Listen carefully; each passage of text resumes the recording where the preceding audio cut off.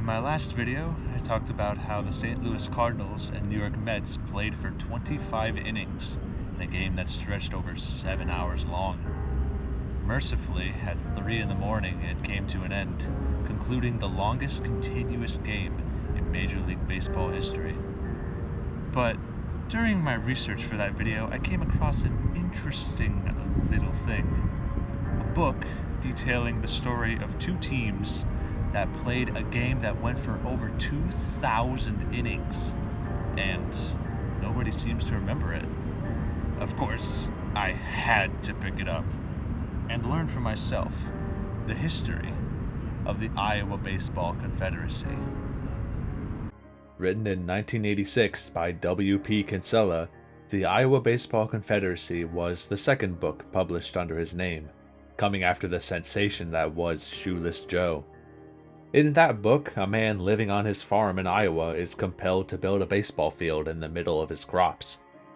The field attracts the spirits of baseball legends, while the man heads out to ease the pain of famed writer J.D. Salinger, author of The Catcher in the Rye. If this all sounds familiar, it's because the book was adapted to film in Field of Dreams, featuring the man himself, Kevin Costner, who is in every baseball movie ever. Kinsella loved baseball, as he wrote nearly 40 short stories about the sport. He also utilized magical realism to blend together elements of the past in mystical settings, as seen in Shoeless Joe. And while that book has been discussed to death, the Iowa Baseball Confederacy has remained more obscure. In many ways, it's like a spiritual successor to Shoeless Joe, carrying over many of the same themes and weaving it all around the love of baseball. And I swear, this book is absolutely crazy, as it combines historical fiction, mystical fantasy, biblical references, and baseball, and it ties it all together into one neat little package. I seriously suggest you read it for yourself, because I'm going to spoil the hell out of this book, and I mean, it's only $10 on Amazon, or you can find a PDF online if you know where to look. And try and stay with me on this, because things will get very weird very quickly. But if you want to stick around, let's dive into the story of the Iowa Baseball Confederacy.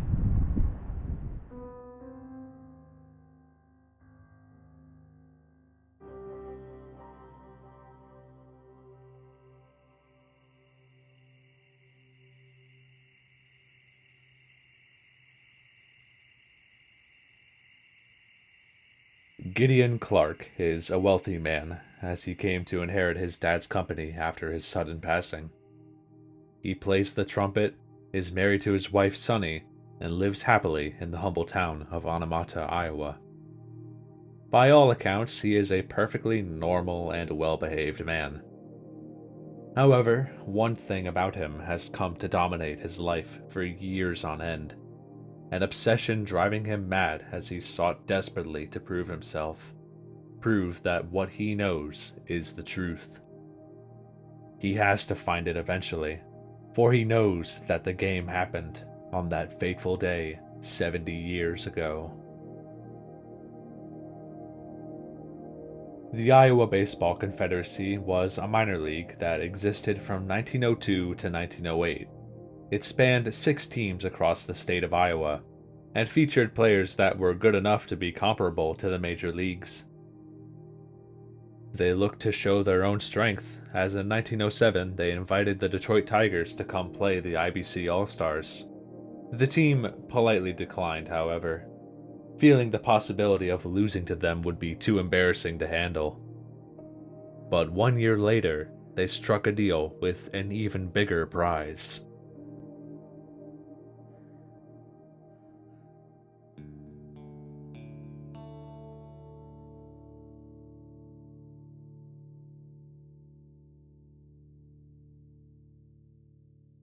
The 1908 Chicago Cubs were one of the best teams in baseball, and by the end of June, they sat in a close race with the Pittsburgh Pirates for the NL pennant. Through persistent negotiations and contract arrangements, the IBC was able to secure a doubleheader exhibition with the Cubs on July 4th, 1908.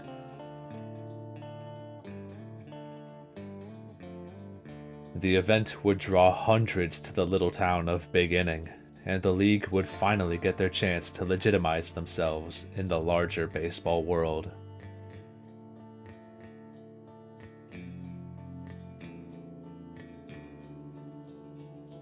But something terrible would happen on that day. The game would transform into an unholy act of God, and the town would be swept away by raging floodwaters. Big Inning, Iowa would be wiped off the face of the planet, and seemingly the Confederacy was too, as after that day, no one remembered anything about the game, or the league itself. The Iowa Baseball Confederacy was seemingly erased from the minds of the people, as the town of Onomata sprang up where the old town had been washed away.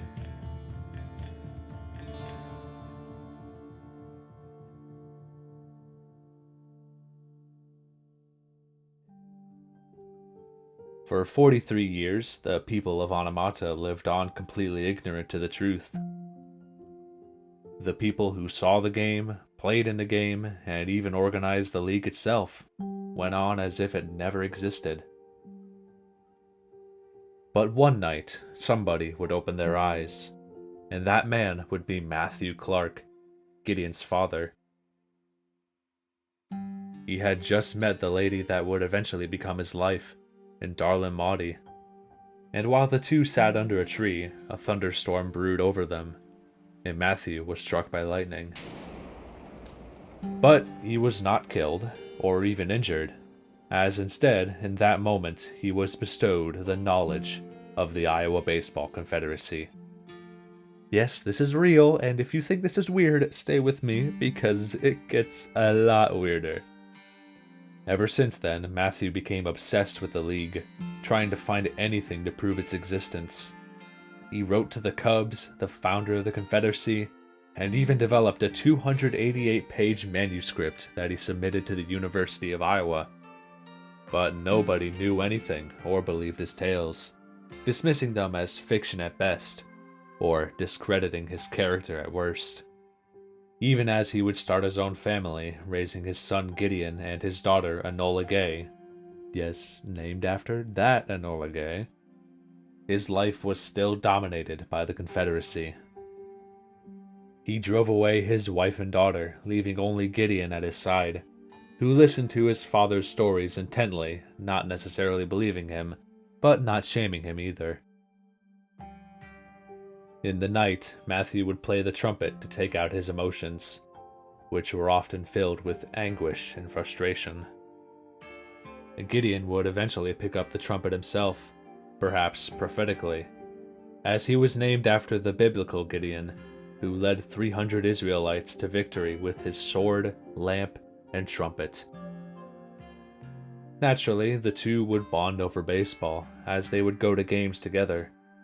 Perhaps fittingly, it was in the stands that they shared their final moment together, as while they were at a Milwaukee Braves game, a ball was fouled off and flew over the visitors' dugout, hitting Matthew directly in the head, killing him instantly. Gideon still believes that his father saw the ball coming and purposefully leaned into it, resigning himself to this futile quest to verify what he knew. But in that moment, the knowledge of the Confederacy was passed on to Gideon, and ever since then, just like his father, he'd spent most of his adult years searching for any sort of evidence on the league's existence.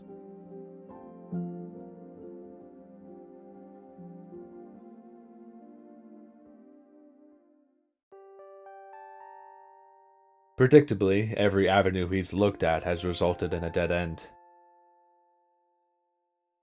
Whether it be interviewing people, sending letters, or sneaking into the Cubs' back offices. Much like his father, his obsession has eaten away at his life. He hasn't seen his mother in years, and his sister is busy blowing stuff up in Chicago. His wife frequently disappears for long periods of time, so he's been informally adopted by the Barron family. His friend Stan is a minor leaguer who still believes he can make the bigs, despite time catching up to him. He was recently sidelined for injury, as his arm rests in a cast, and he refuses to open the letter on the table from his manager that he knows would seal his fate. And still, nobody believes Gideon that the Confederacy existed or that the Cubs came to play them.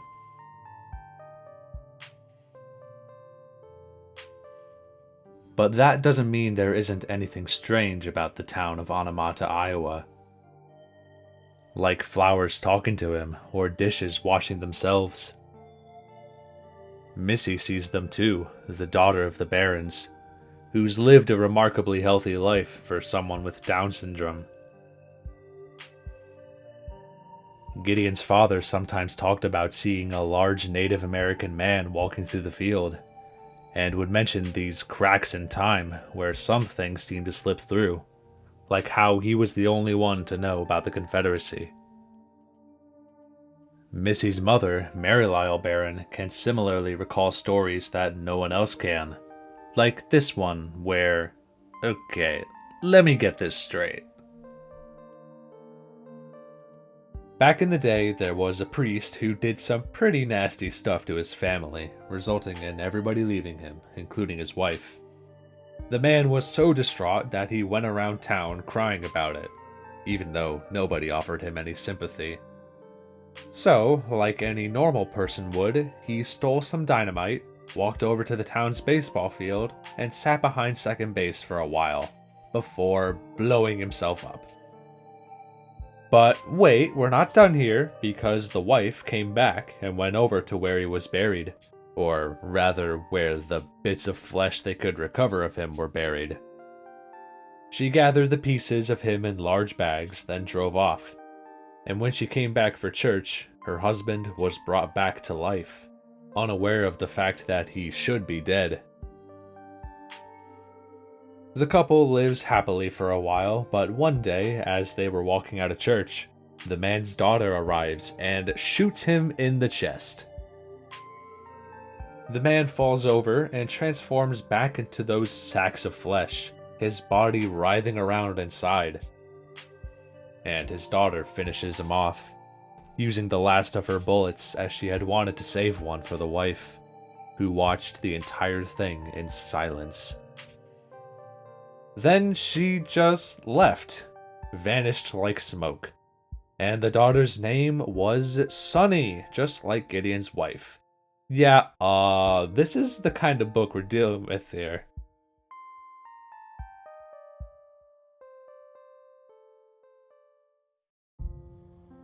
Anyways, the real interesting part is that Mary Lyle's husband, John Barron, who's basically on his deathbed, comes forward and claims he had a vision that he played in the game against the Cubs. Naturally, Gideon becomes excited at this information and is eager to learn more. John never told Gideon's father because he didn't want to become a social outcast like him. But now, with his life coming to an end, he tells Gideon of a way to pass through one of those cracks in time and finally learn the truth about the Confederacy.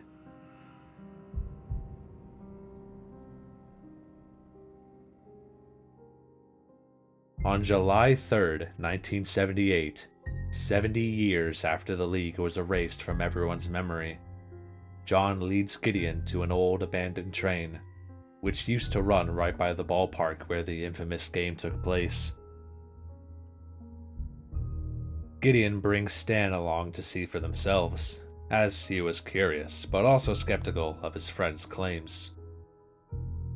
With nothing but the clothes on their backs and a trumpet in hand, the two men pass through the brambles and bushes.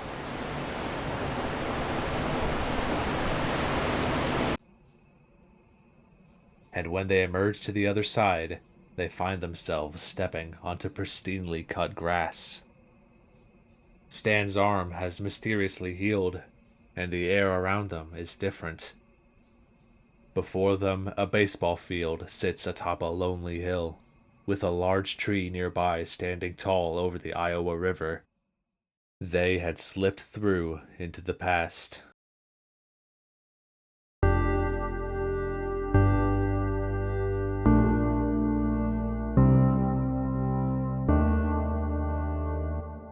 "70 years ago, the town of Big Inning, Iowa was a small but prospering little community, located not far from Iowa City.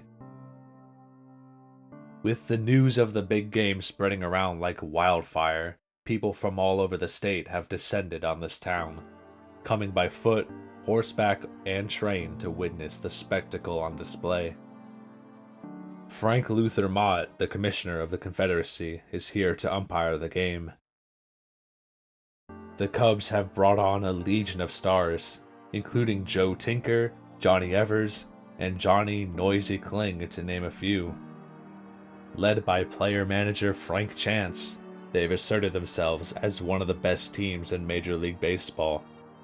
And pitcher Mordecai Three-Finger Brown is well on his way to an incredible season, as he would eventually finish 29-9 with a 1.47 ERA, ludicrous by modern standards.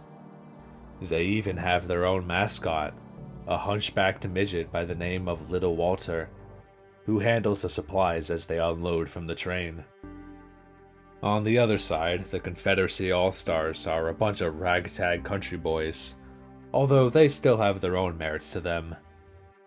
Bob Grady, the right fielder, holds the record for the best batting average in the league, and he is joined by 3 other power hitters in William Stiff, Orville Swan, and Ezra Dean. Arsenic O'Reilly is the player-manager, and also the pitcher, rounding out a particularly mean-looking crew.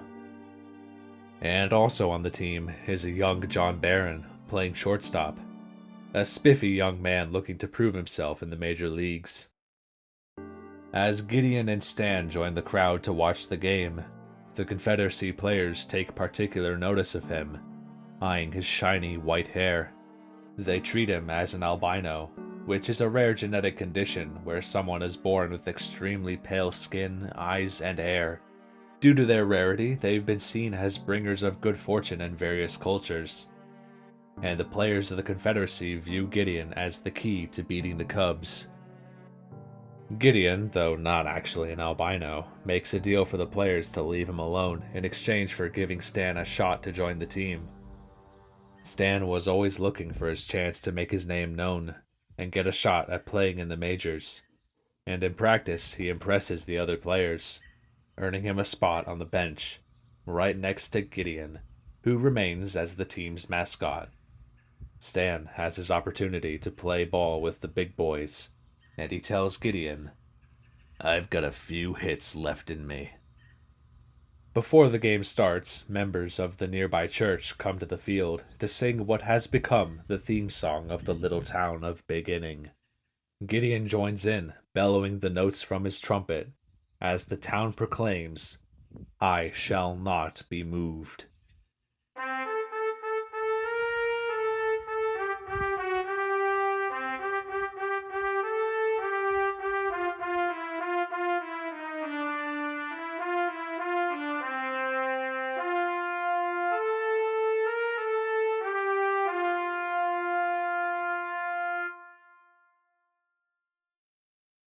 And so, as the sun beats down onto the field, the game begins.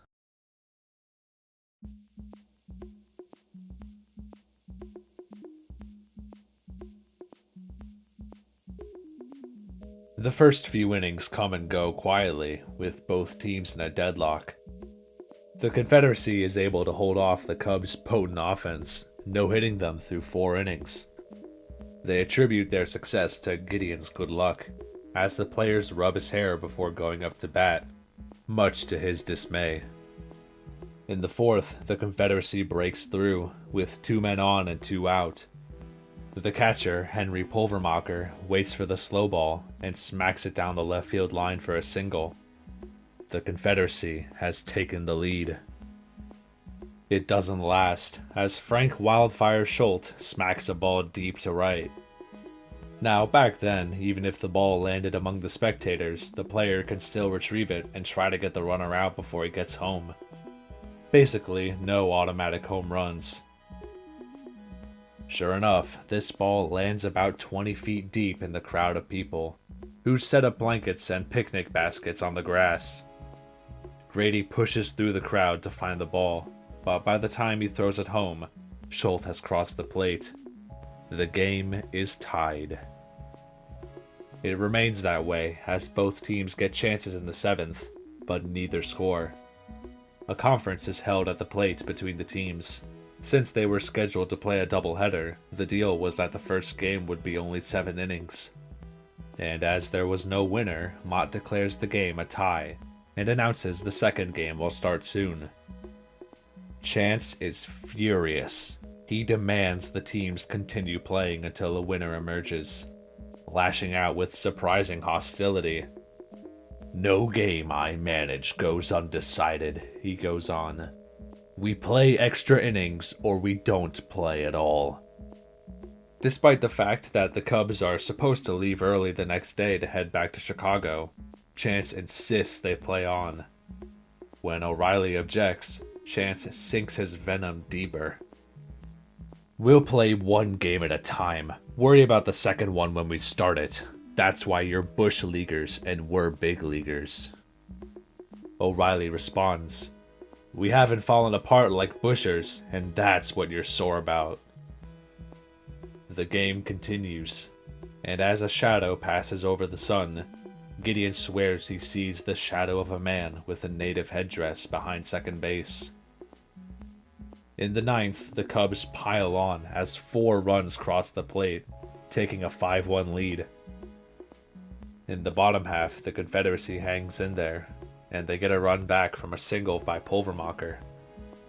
With 2 men on, Stan is sent into the game, subbing in for Grady, who's been hitless so far.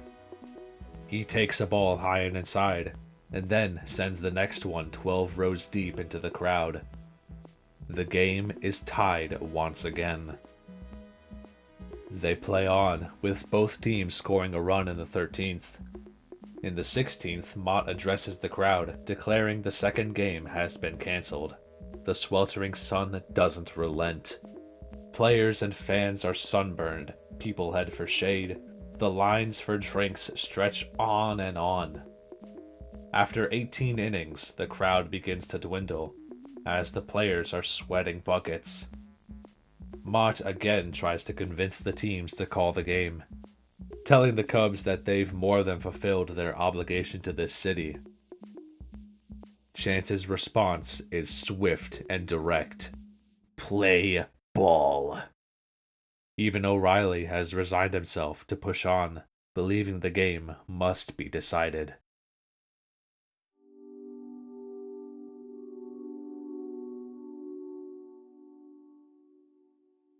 The game continues. Once again, neither team is able to score. In the 24th inning, after many hours of play, Mott calls the game. Both teams object as they agree to meet the next morning to play on.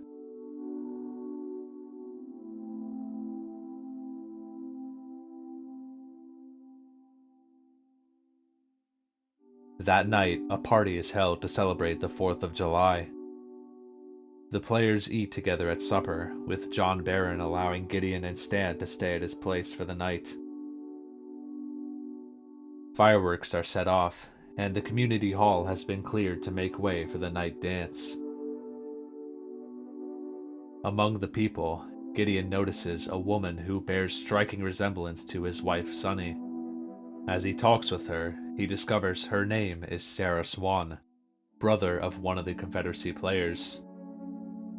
She is a member of the church, a 12-hour church to be specific, where their members live their lives 12 hours ahead of everyone else. They also seem to worship the tree nearby the field, large like a weeping willow, with swaying branches drooping down like hair. Gideon and Sarah talk for a while, as he agrees to meet with her tomorrow after the game. In the night, he struggles to sleep, thinking about the strange occurrences of the day, how he's seen the ghostly figure of a large native man wherever he looks. Early in the morning, he rises and walks out through the cornfield, taking in the crisp air and the smells of nature. That is, until he is interrupted by the sounds of a man rustling through the field. Gideon tries to get the jump on him, but he is knocked down by the same Native American man he saw before. Drifting away is a man who's lived for centuries, harnessing the magic of the land to manipulate the reality around him. It was him who brought Gideon and Stan here, and he has a particular interest in the game. He doesn't let on why, merely implying that the game of baseball is some sort of ritual that he observed in a vision when he was a boy. The grandfathers above bestowed this vision onto him to determine its meaning, as he watched from the clouds as the land he loved was transformed into the game. As he puts it, baseball is the one single thing the white man has done right.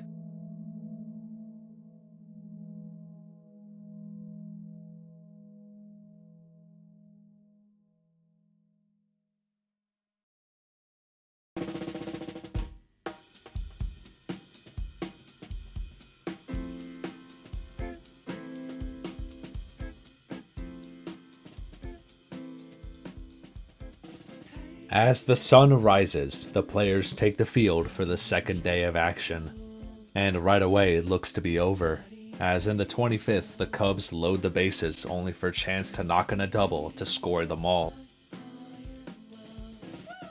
As he pulls into second base, he verbally assaults O'Reilly, eventually resulting in a shouting match between the two men before Mott has to separate them.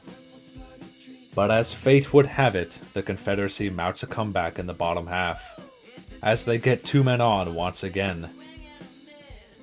Bad News Galloway launches a ball to left, where neither Schultz nor Slagle can decide who should take it, resulting in the ball landing and rolling miraculously away from the two men, allowing all three runners to score. The game is tied. By 8 a.m., 9 innings have been played. By noon, they've crossed into the 50s. Every time Chicago has scored, the Confederacy has been able to match them. The Cubs were supposed to head back for Chicago by now, but Chance stubbornly tells them to wait. But as the teams break for lunch, he makes an important decision, sending the reserves back to play in the MLB. The 9 starters, including himself, will remain in Iowa until the game is done.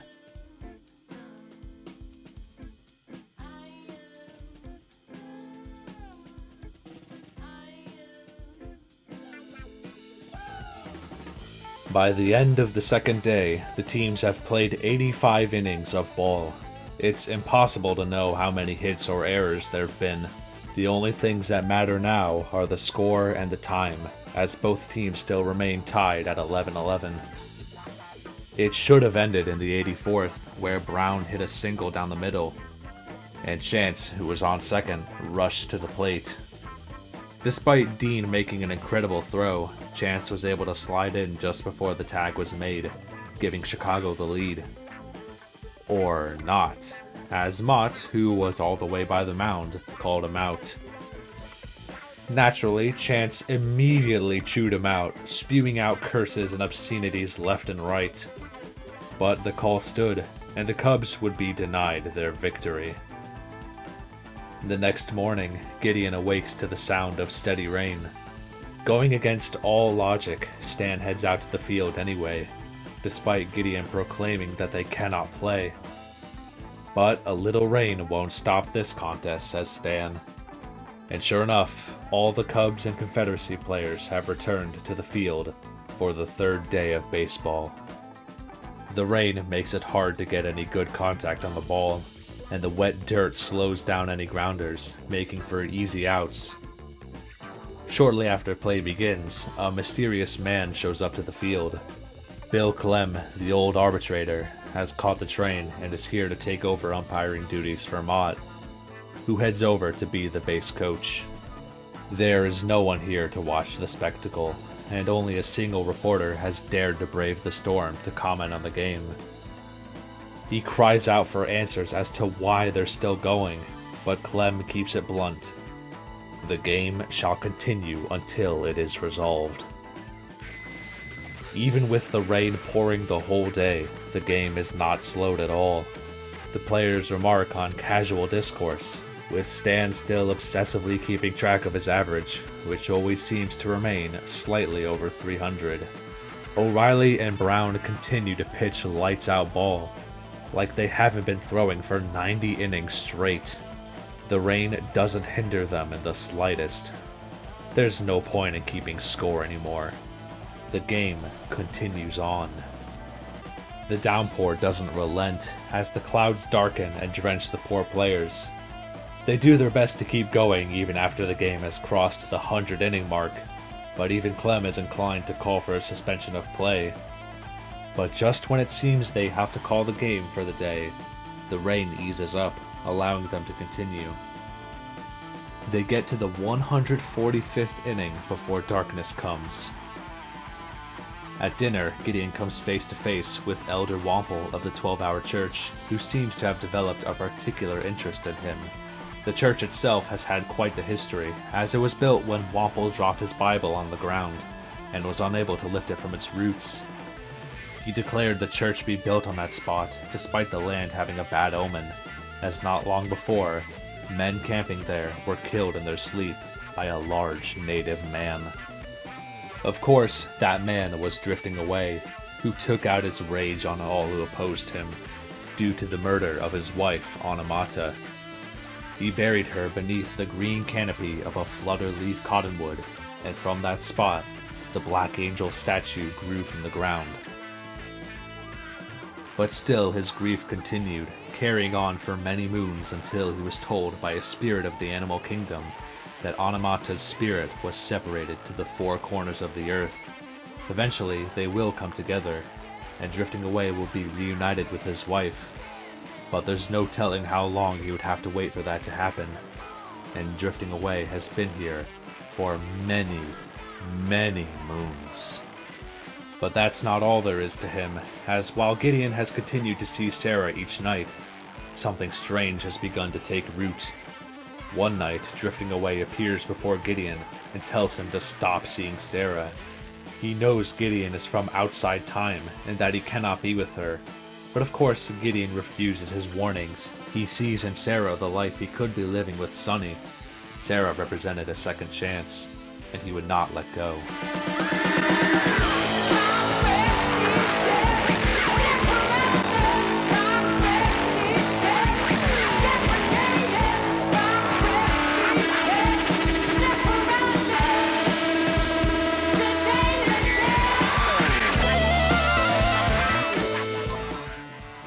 The game continues on, even with the Cubs front office demanding the players return to Chicago. 60 innings are played on day 4, 64 on day 5. The rain hasn't stopped at all, and the Iowa River has risen by an inch. Chance remains as blunt as ever, responding to telegrams swiftly and sharply, even under the threat of police influence. We'll stay until game decided. Do your worst.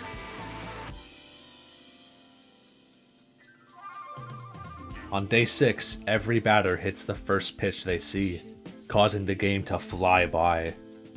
By nightfall, the teams have played 122 innings in a single day. Even when Gideon tried to get Stan to take a pitch to break the cycle, he refuses. Even Sarah has begun to see these strange occurrences, as Elder Wample, who is also her uncle, is starting to believe Gideon might be a reincarnation of the biblical figure, to which he vehemently objects. After all, it's just a baseball game, right? On day 8, Frank Hall is seen cutting the grass, even as the players play around him. He keeps the field in pristine condition despite days of rainfall. Without him, the game would have ended long ago, But of course, the game continues. The 500th inning is commemorated by a sudden cloudburst, pouring even more water onto the already soaked field. But the players press on, seemingly bewitched by the game. They take the field with a smile, even as the dirt is slippery as ice, and the grass is damp like a swamp.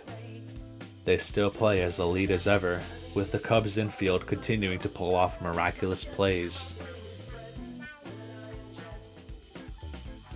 Tinkers to Evers to Chance, again and again and again. Stan couldn't be happier about it.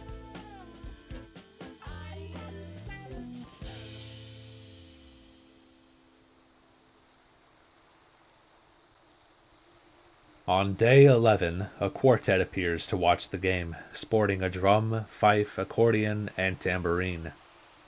They are the first spectators in days, but even through the rain, they play their tunes, hymns, and military marches.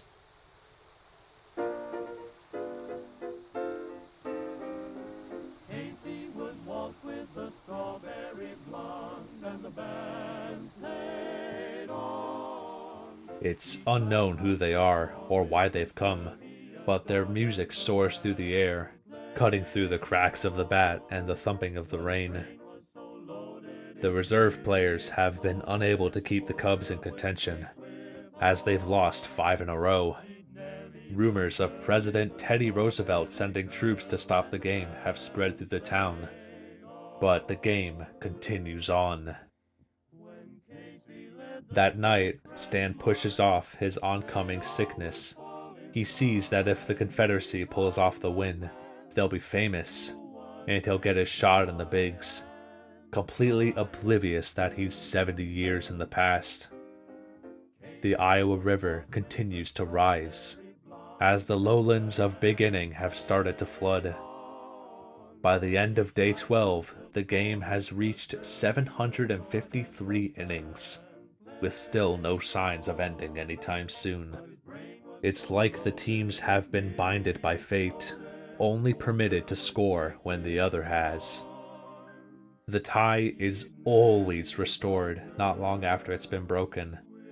The Confederacy always keeps the game going.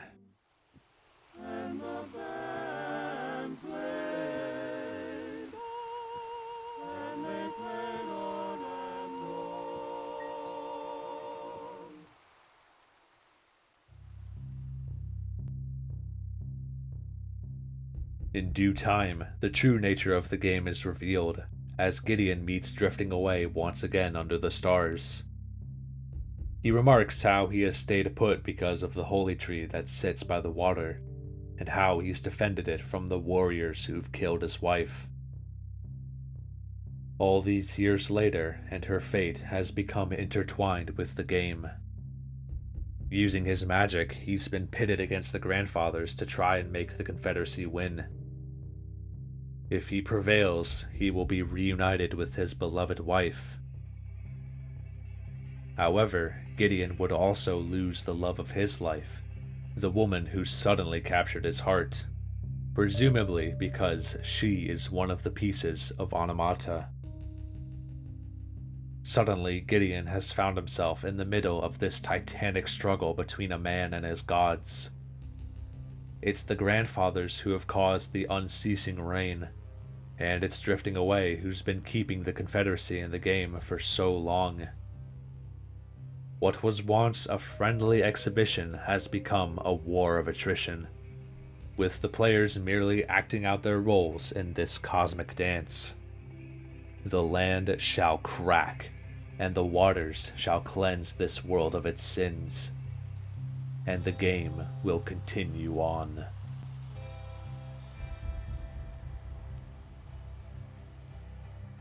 As the days go on, more and more fans begin to fill the stands, almost drawn in by a spell.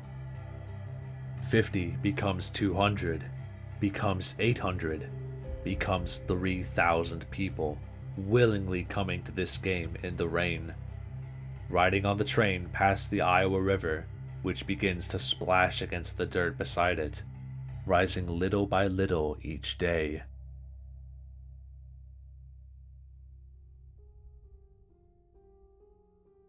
Thousands of people come each day, riding on the train all the way from Chicago. And they sit, silent like statues as they watch, only being roused by the band, which seems to have as much stamina as the players do. They all sit in anticipation, waiting for the end that will never come. Sarah is here, terrified at the display. She begs Gideon to run away with her, to escape this hell. For a moment, he ponders the possibility, but he knows he can't. Every passing day, he's resigned himself to this duty, sitting on the bench, having his hair rubbed thousands of times by Confederacy players, hoping to be the hero, knowing that if they pull it off, the love of his life would be lost forever. The game must not end. On day 21, over 10,000 people surround the field, filling the stands and looking on from beyond the outfield fences.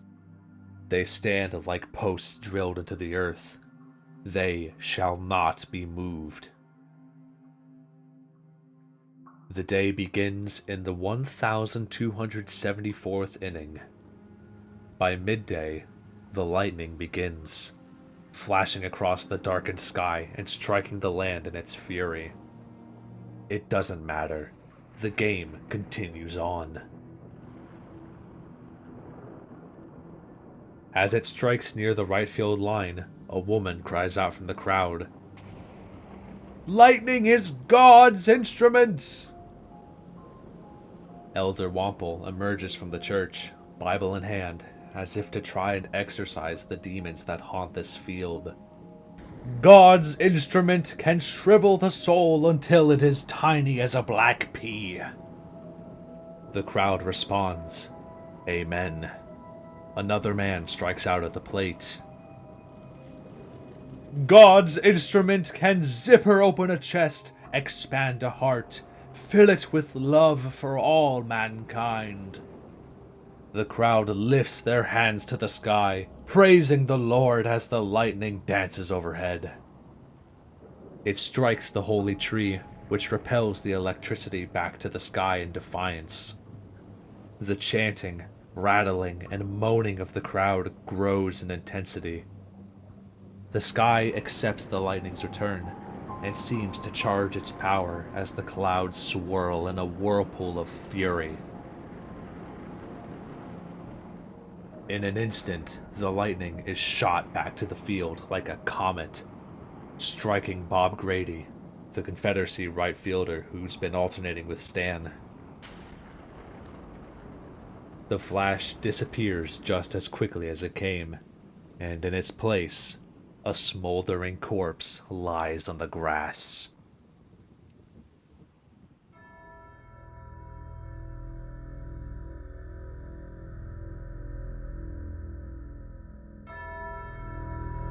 God's instrument!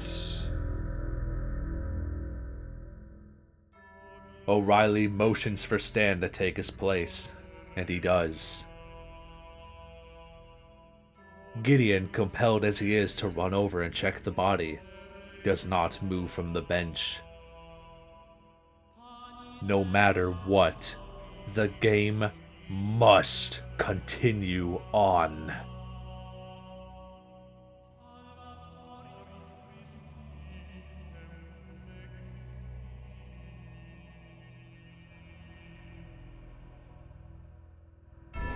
Lightning bolts drop from the sky and carry Grady's body to the clouds.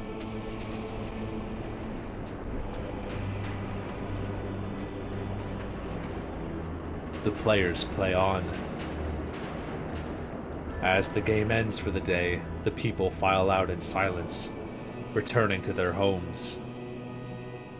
Some don't, as the last train into Iowa City is swallowed up by the river. The players march around the field, holding their bats like rifles, save for Gideon and Stan, who seem to finally see the reality of what's happening around them. The headline on day 24 outlines the Cubs' dire fate. The reserve players have lost 14 of 17 and are plummeting down the standings. Not that it matters, because none other than the President of the United States, Teddy Roosevelt, has arrived in Big Inning, Iowa. The stands are empty once again, as only the players, the umpires, and the band remain. He asks Clem what inning they're in, to which he responds, the 1554th. And as he steps down from his horse, he delivers what can only be described as a wartime speech to rally his troops before being sent into battle. Though many must surely wonder why you are doing what you are doing, while many may criticize you, I want you to remember it is not the critic who counts, not the man who points out how the strong man stumbled, or where the doers of deeds could have done better. The credit belongs to the man who is actually in the arena, in your case the baseball field, whose face is marred by dust and mud, sweat and blood, who strives valiantly, who errs and comes up short again and again, who knows the great enthusiasms, the great devotions, who spends himself in a worthy cause, who, at the best, knows in the end the triumph of high achievement, and who, at the worst, if he falls, at least falls while daring greatly.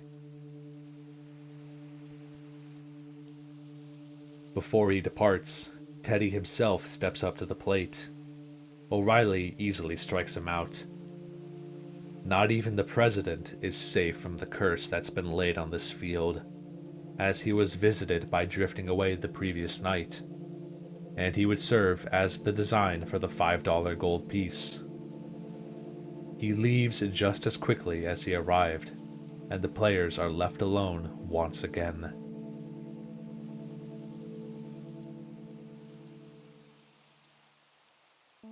When Gideon meets drifting away in the night, he appears aged and shorter than he once was, like the game is draining him of his energy.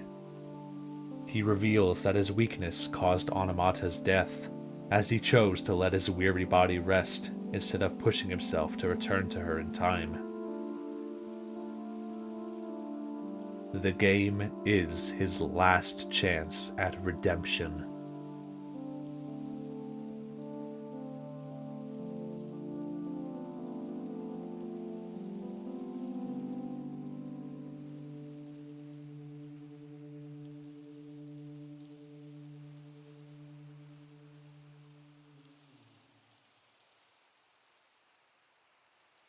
Both Gideon and Stan think about staying in 1908, with the former dreaming of his life with Sarah, and the latter hoping to make it in the bigs with the Cubs, even saying that chance offered him a job.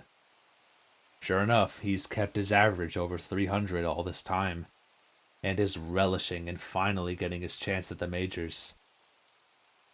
Gideon tries to convince him that none of this is real, that when it's all said and done, nothing will be remembered.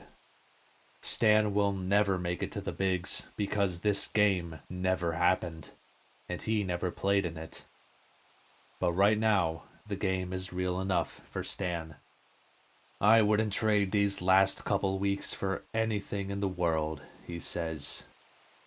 In resignation, Gideon agrees. I wouldn't either, Stan. I wouldn't either.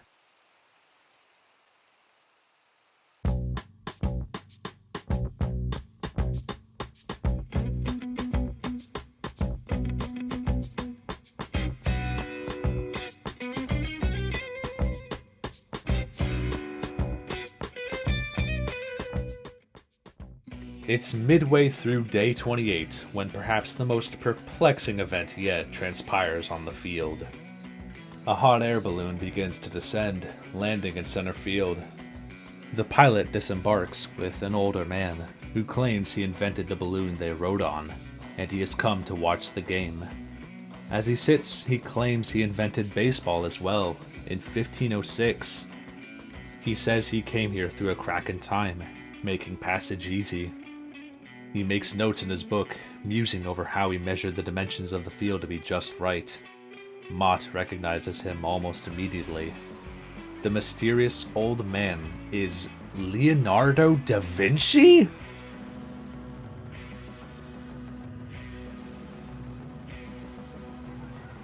We have now entered a reality where Da Vinci is a time-traveling scientist who invented the game of baseball, and has come 400 years in the future to see its development.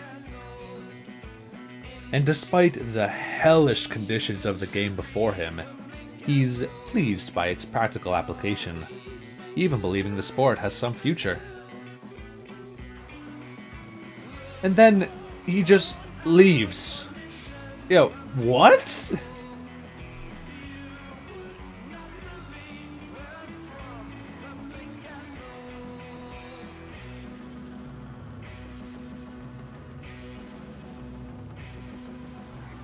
As the rain continues to pour, Gideon thinks about his time with Missy when they went to a ball game together. It's a hot summer day, but Missy is having the time of her life. Like clockwork, the batter fouls off a changeup and sends it flying into the stands, directly at her. But Gideon deflects the ball away just in time, saving her from her father's fate.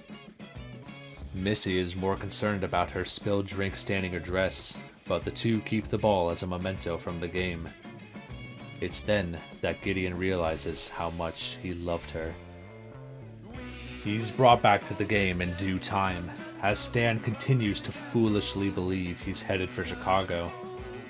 But the newspapers paint a bleak outlook. The Cubs sit second to last in the standings, with all their starters stuck in Iowa for weeks now. Gideon asks who wins the pennant in 1908, and Stan instinctively replies, the Cubs. And the gravity of their reality finally sets in.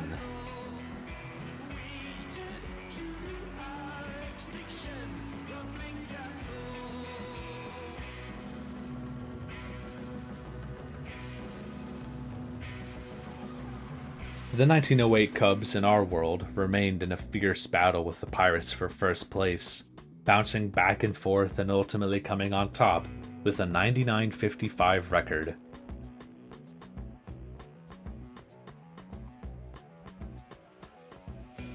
They would defeat the Tigers in the World Series and claim their second championship in a row, and their last for 108 years.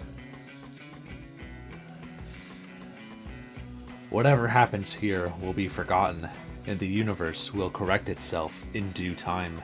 But Gideon is torn between running away with Sarah and staying to see how it ends.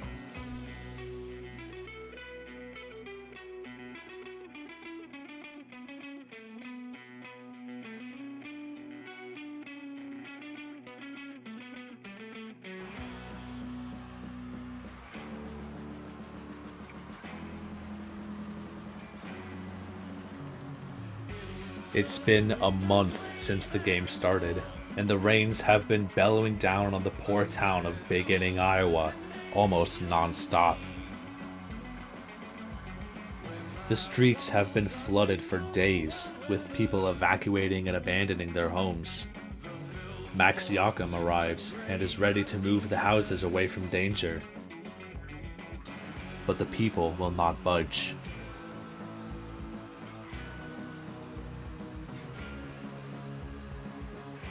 They will not allow their homes to be taken by man. They shall not be moved. The field being on a hill is the only reason why it hasn't been flooded yet, but with the river continuing to rise, it looks to be only a matter of time.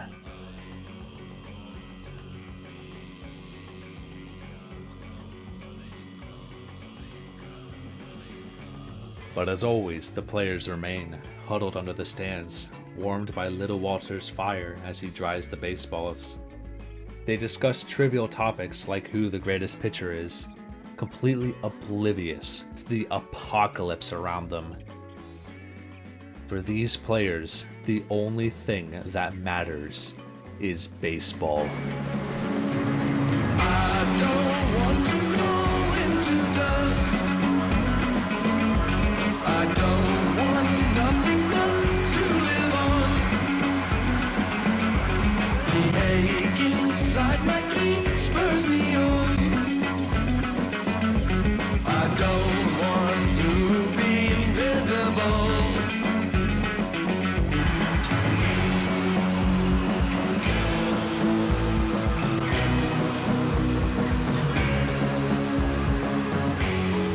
On day 30, the Black Angel statue is seen by the banks of the river, having moved from Iowa City all the way here. In the 1,898th inning, Johnny Kling hits a ball to left, and William Stiff runs after it. He runs and runs and runs until both him and the ball have crossed the horizon.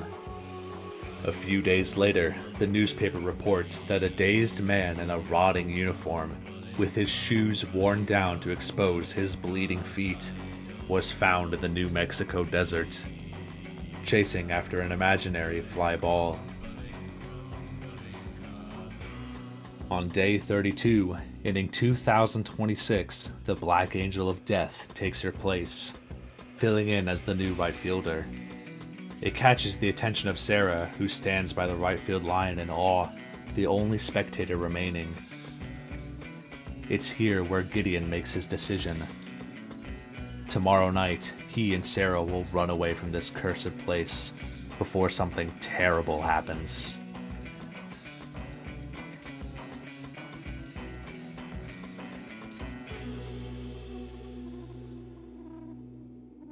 That night, the rain pours down hard. Buildings begin to sway and crack in the rushing water. The wooden sidewalks are detached from their foundation and are carried away.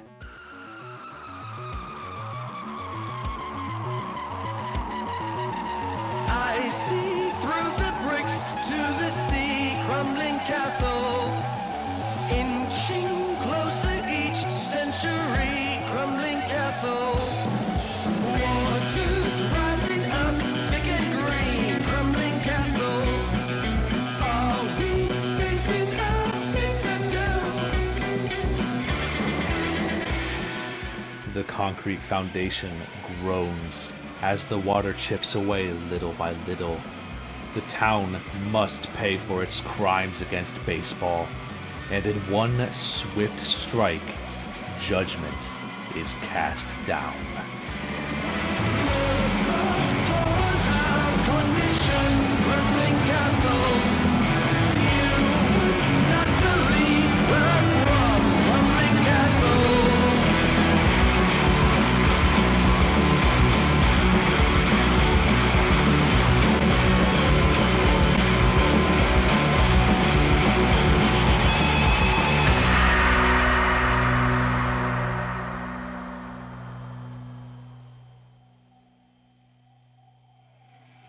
By the dawn of the 33rd day, the town of Big Inning is completely obliterated.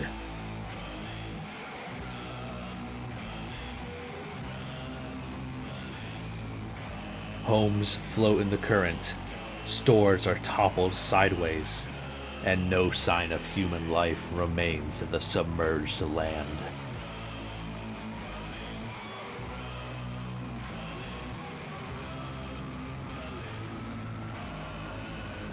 The only things that remain are the field, the church, and the holy tree, clinging on desperately as the river rages beneath it.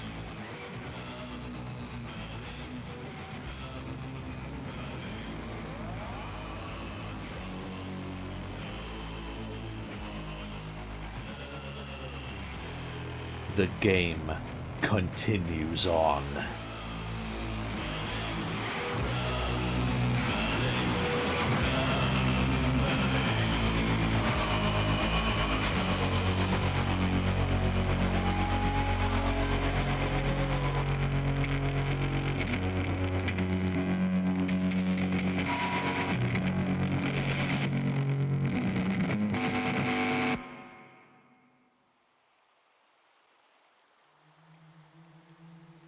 The river claims more. As in the 2,149th inning, Bad News Galloway snaps as he throws his glove into the mud and cries out in despair. He runs off the field and past the church until reaching the river, where he throws himself in. His body is found before supper, and the players have a funeral for the poor man. The only people remaining in Big Inning, the teams and the churchgoers, bid their farewells. But they are unable to lift the coffin into the ground. Bad News Galloway will not be moved. That night, Gideon meets Sarah by the church, wading in ankle-deep water as they prepare to leave. But Sarah feels compelled to stay, like she's rooted to the earth. Gideon himself is beckoned towards the holy tree, which is now almost completely underwater. He inches closer, letting go of Sarah as he sinks beneath the current. Trumpet in hand, Gideon is ready to die, as the roots drag him below the surface of the water.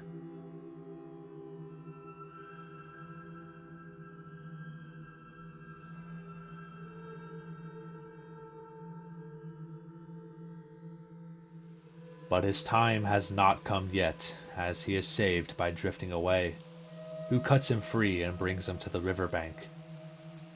He will not allow further mischief to ensue if Gideon were to be killed.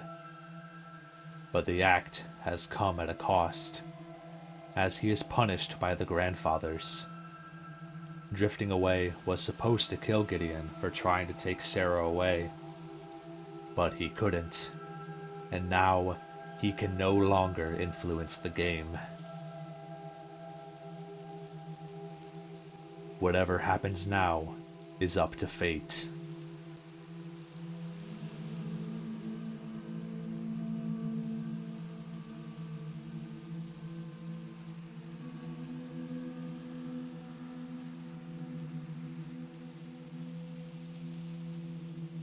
By the end of the day, the Confederacy loses another player, as Dean acts like he's been possessed as he throws his arms into the air before he too runs into the river.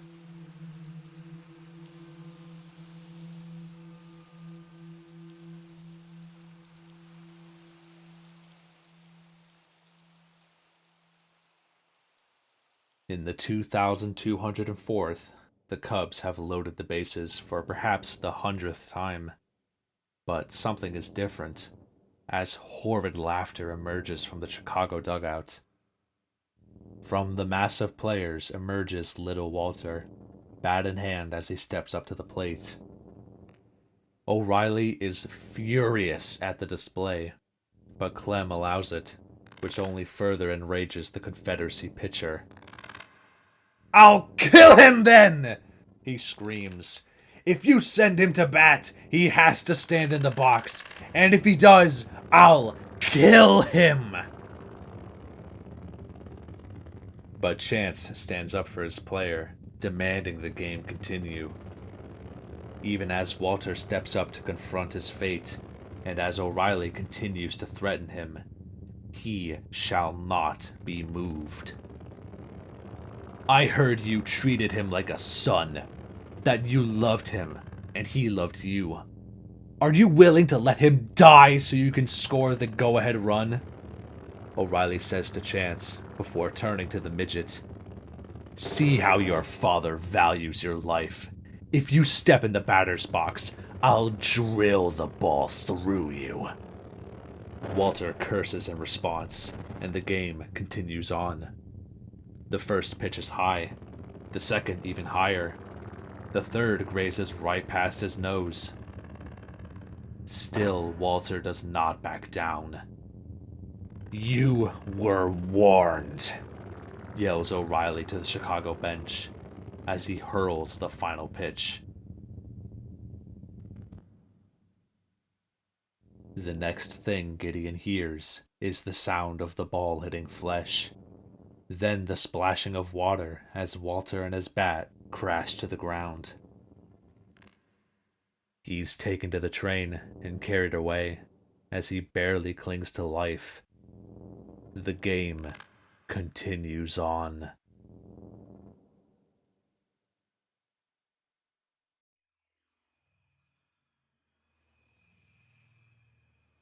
As the Confederacy comes up to bat, Down a run for perhaps the 400th time in this game, they go down easier than ever, with Swan and Pulvermacher efficiently handled. The Cubs are 1 out away from victory. But in an act of petty revenge, O'Reilly subs in his own mascot to hit. Gideon cries out in desperation, doing anything he can think of to not go out there. But he has no choice in the matter. O'Reilly knows that Brown will hit him, ensuring their gentlemanly agreement, as he shoves Gideon into the batter's box. Weakly, he cries out, "I thought I was part of the team. I thought I meant something."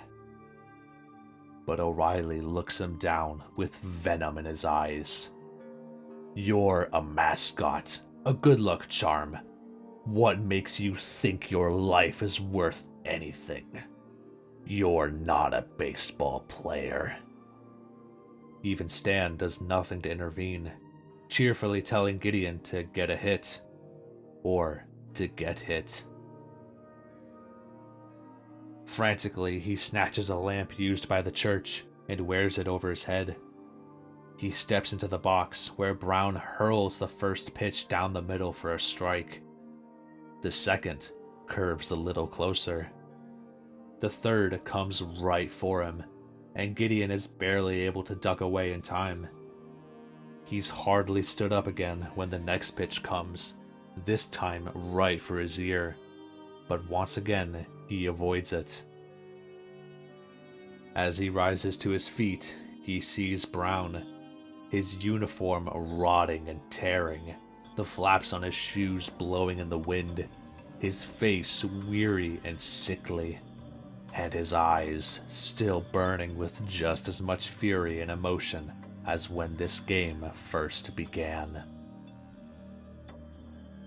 But chance comes to the mound and gives him a little chat.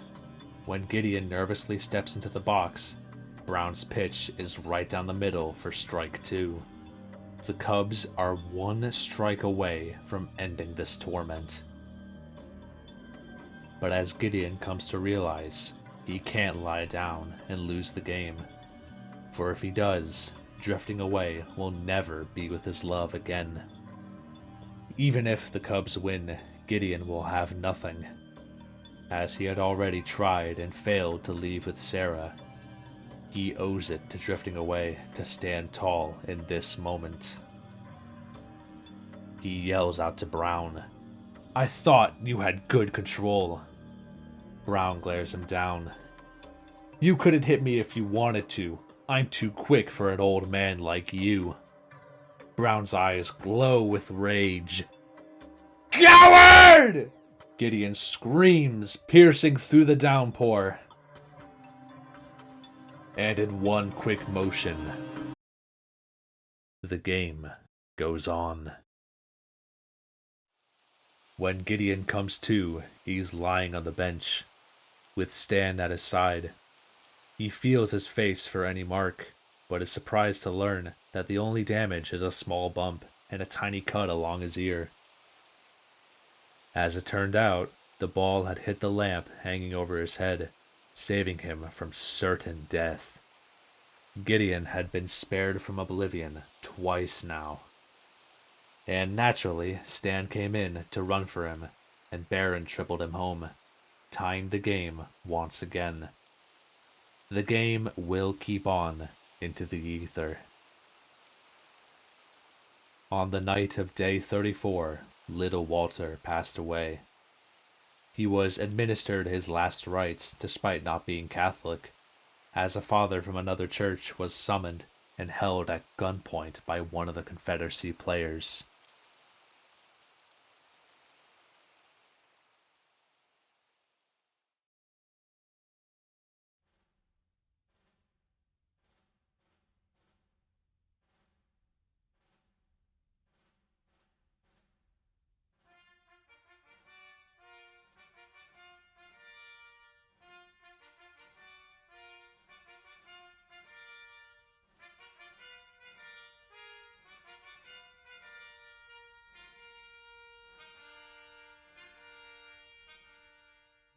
The reserve players have fallen to last place in the National League, while the starters are doing everything in their power to not win. Rookie mistakes keep hindering them, foiling their opportunities at victory. Chance passes by a runner on what would have been a game-winning hit. Steinfeld slips and falls into the mud, and lies for a long while as the Confederacy is able to retrieve the ball and tag him out. Drifting away looms over everyone as the Black Angel statue shrinks day by day. By some act of God, the Confederacy are still in this game. Late in the night, Gideon awakes to see Stan sobbing in the mud. He tried to go back to his own time, returning to the spot where they had come from, but he received no response from the skies, seemingly trapped until the game concludes. Sarah is trapped, rooted to the ground as the current bellows around her, remaining still like nothing unusual is happening. Gideon is trapped, as he has to know how the game ends.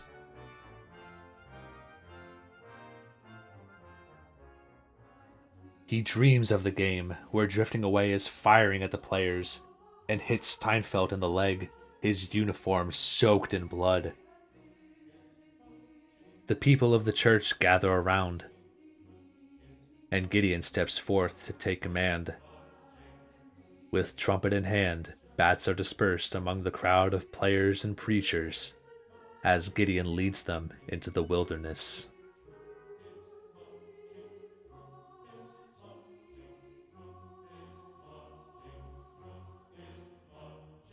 The next day, the Confederacy does their best to play with 7 fielders. The Cubs have their own shortage, as Steinfeld was mysteriously injured in the night, but he goes out there anyway, or rather, he sits out there as he lies on his cot at third base. He doesn't bat and is barely able to field, and anything that hits his cot is declared a base hit. Perhaps chance wanted him out of the game, but Steinfeld shall not be moved. The river continues to swell, washing away the graveyard by the church.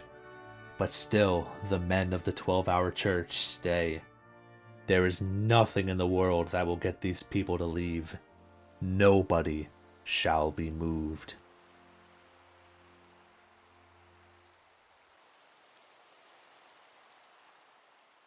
On day 40, in the 2,614th inning, O'Reilly approaches the umpire with a lineup change. Batting for Stiff is a large native man, with a tree root for a bat. Drifting Away is here to end the game himself, and Gideon knows that, as he rushes forward and tries to stop the large native man. They fall to the ground together, as Drifting Away clubs Gideon in the shoulder. But he soon gets the upper hand as he wrests the club from his hands and rolls on top of him. He raises it over his head, ready to strike. But as he does, he sees the grandfathers before him, not in the sky, but in the band. The band that had been playing ever presently for weeks on end watches from beyond the fence, their eyes burning like smoke as they observe the end of the game.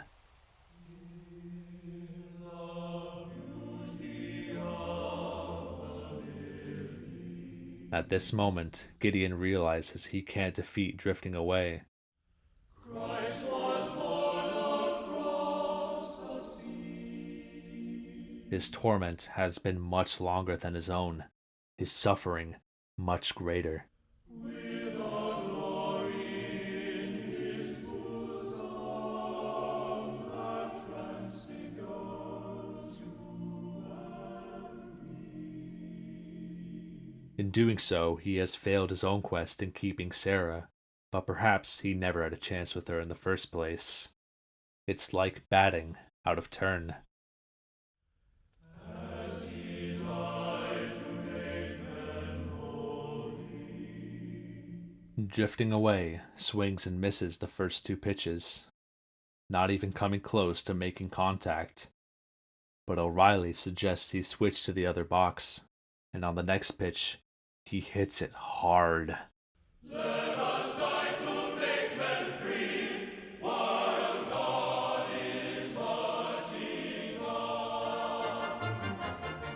The ball flies high into the air, deep into right field. Schultz turns back and begins to track it. He reaches out, running almost 500 feet from home plate. But the ball lands just outside his grasp.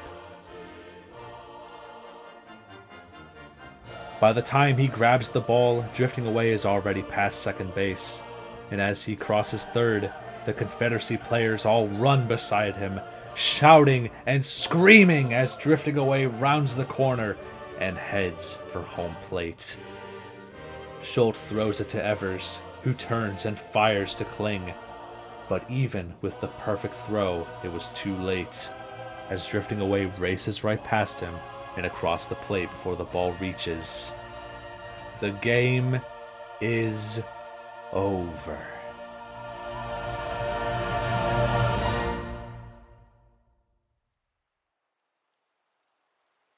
As the Confederacy players celebrate, drifting away runs and embraces the Black Angel. They leave the field together, and the rain begins to calm. The storm has passed.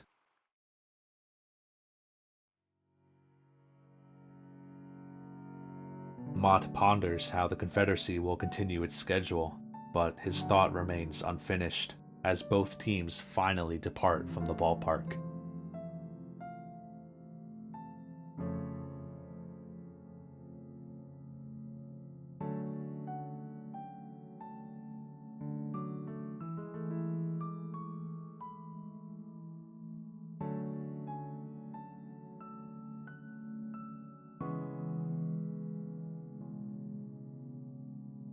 Sarah is released from her hold, and the people of the church take her away.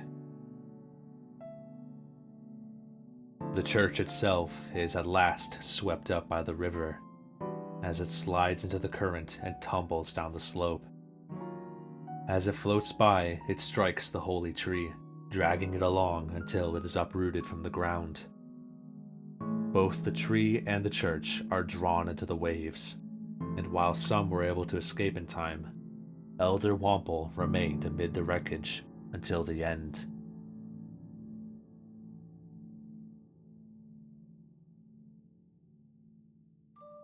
With that, the town of Big Inning, Iowa is completely destroyed.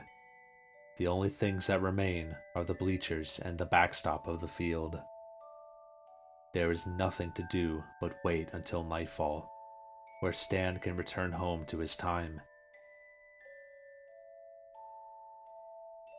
Gideon, however, hopes to stay as long as he can, trying to see if he can still find a life with Sarah, even after everything that's happened.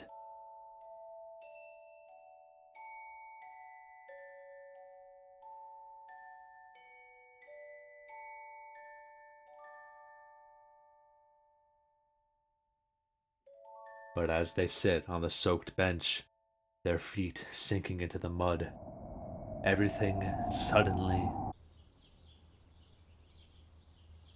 The earth is dry. The field is clean, mowed immaculately like it had been freshly cut. The church is there, with the tree swaying in the sun. The river is quiet. The world has changed. The town is in the distance, and the two men walk through the streets. People wave and look on with curiosity, like nothing had happened. Henry Pulvermacher comes out of the store, with groceries in his hands, having forgotten everything from the game. The newspaper displays the standings, with the Cubs right in the thick of the pennant race. The veil had been lifted, and the people of Onomata have forgotten about the game. On the other side of the street, Gideon sees Sarah walking by. He calls out for her, but is unable to step out onto the street and run over. Eventually, she turns and sees him, and joyously runs across the road. Gideon can do nothing to save her from the oncoming car. Sarah goes down as the first person to be killed by an automobile in the town of Onomata. In his sorrow, Gideon whips out his trumpet and plays the theme song of the town.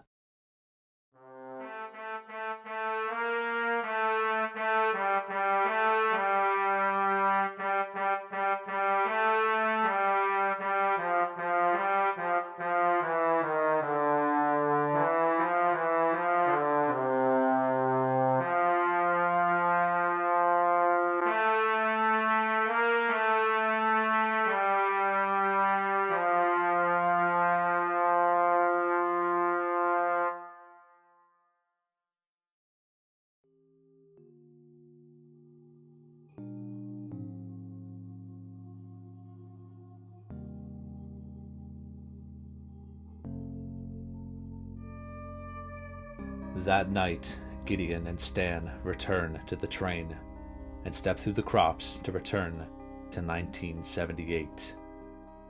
The pieces of Anamata are returning home, and Gideon knows something will happen to Sonny. He rushes to his truck, but not before bidding farewell to Stan, who's gone through hell and back and made it to the other side with a smile. "I'm gonna coach, Gid. That's what I'll do. I'll teach them to hit.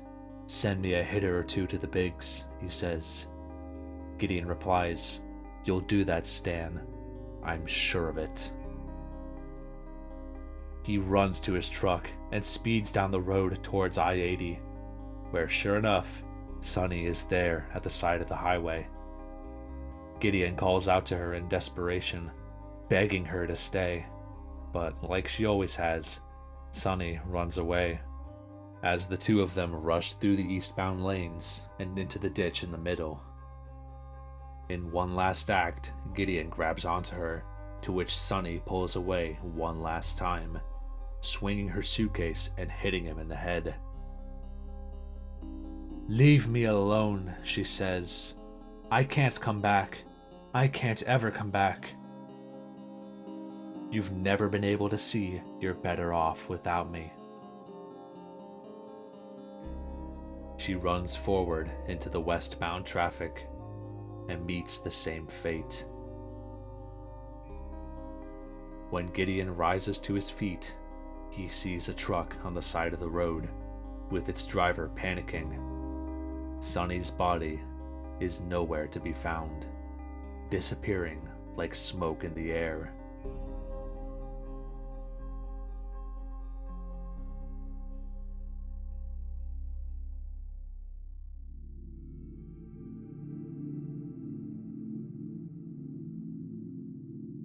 When Gideon returns to his home, he sees a note on the door. Its contents are short. John Barron is dead. There are newspapers in the mailbox and crammed into the door. The FBI cornered Gideon's sister, who had met with his mother to pick up some money. They had the chance to come out, but they would not be moved, even when the building around them caught fire. The Black Angel statue has vanished from Iowa City, with the press going wild about its absence. The magic in the air is gone. The flowers no longer sing. The dishes lie still in the sink. With nothing left, Gideon drives down to the Baron's house, where Mary Lyle greets him. He learns that John went out hunting in his final days, telling her to not come looking for him. He chose to go out on his own terms. Gideon knew the consequences of the game when he had the chance to save himself as he cornered drifting away. But in the end, he chose to let them go. The people he cared about the most are gone now, and once again the memory of the game has disappeared from the minds of everyone around him. The Confederacy has taken everything from him. But Gideon soon realizes that it hasn't, as he asks how Missy has taken the loss of her father. He goes out to find her and sees her tending to the horses. They walk together, enjoying each other's presence, as Gideon starts to hum a lively tune.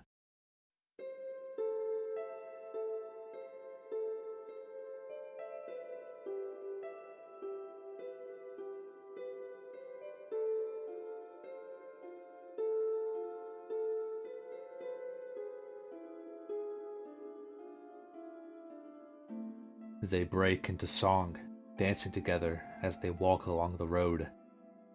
It's a moment he wants to last forever.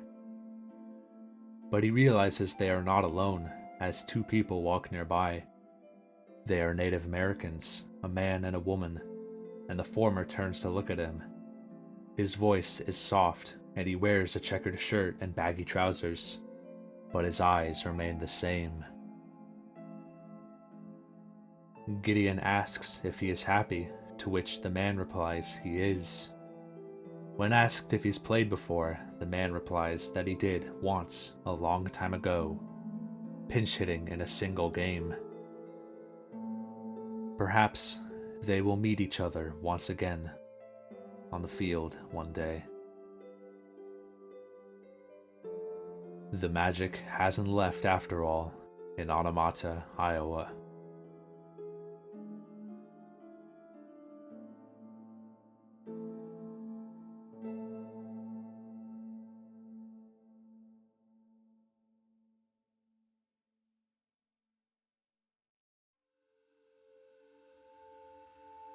The Iowa Baseball Confederacy is a book that has fascinated me from beginning to end. It's a book that combines the surreal with the nightmarish, the torment with the whimsy, and weaves it all around a simple game of baseball.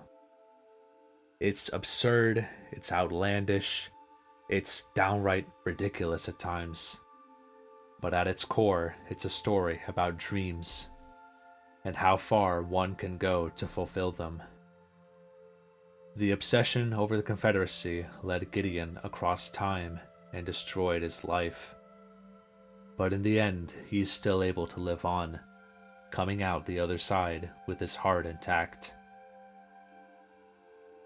Even through all the turmoil around him, Gideon Clarke will not be moved.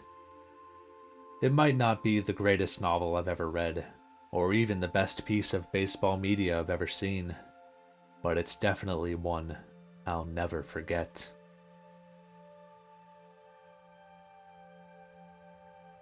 And the memory of the Iowa Baseball Confederacy will continue to live on until the end of time.